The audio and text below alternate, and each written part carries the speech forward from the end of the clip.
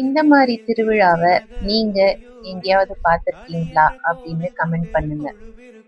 இது கர்நாடகால அம்மன் திருவிழா, அதாவது நம்ம ஜாத்ரை அப்படின்னு சொல்லுவோம். நம்ம ஊர் அம்மன் அலங்காரம், வீதி உலா டிஃப்ரெண்டா இருக்கும். இங்க எப்படி இருக்கு அப்படின்னு பாருங்க. நீங்க இந்த மாதிரி பார்த்திருந்தா கமெண்ட் பண்ணுங்க. எங்க பார்த்திருக்கீங்க அப்படின்னும் கமெண்ட் பண்ணுங்க.